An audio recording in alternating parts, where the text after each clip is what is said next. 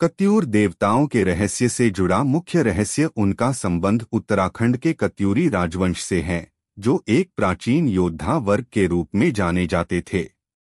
यह माना जाता है कि कत्यूर नाम कार्तिकेय से आया है, जो एक योद्धा देवता हैं, और कत्यूर के कुलीन योद्धा खुद को इसी नाम से बुलाते थे।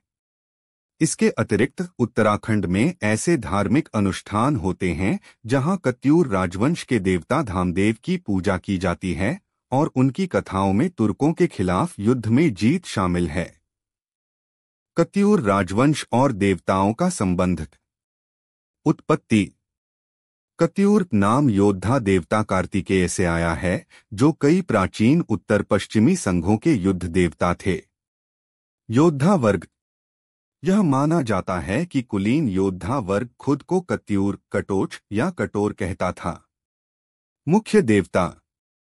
कत्यूरी राजवंश में धामदेव एक पूजनीय देवता हैं, जो विभिन्न जातियों के कुलदेवता हैं। धार्मिक अनुष्ठान और कथाएं। धार्मिक अनुष्ठान। प्राचीन उत्तराखंड में विभिन्न राजपूत समुदायों द्वारा धामदेव के लिए धार्मिक अनुष्ठान किए जाते हैं। धामदेव की कथा। धामदेव की एक प्रसिद्ध कहानी है, जिसमें वे तुर्क आक्रमणकारियों को हराकर विजयी हुए थे, जिसे समुवा मसाण के नाम से जाना जाता है। शक्ति और प्रभाव।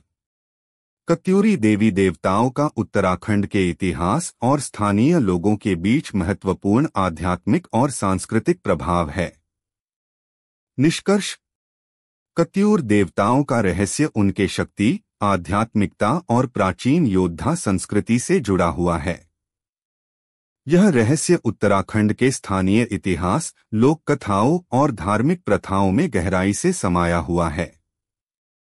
कत्यूरी राजवंश के अंतिम शासक का स्पष्ट रूप से उल्लेख नहीं मिलता है, लेकिन कुछ स्रोतों से पता चलता है कि यह राजवंश के पतन के बाद सुभिक्षराज देव या धामदेव नामक शासकों के बाद समाप्त हो गया होगा, या फिर कुमाऊं क्षेत्र में राजा रमायो जैसे राजा रहे होंगे जिन्होंने बाद में शासन किया।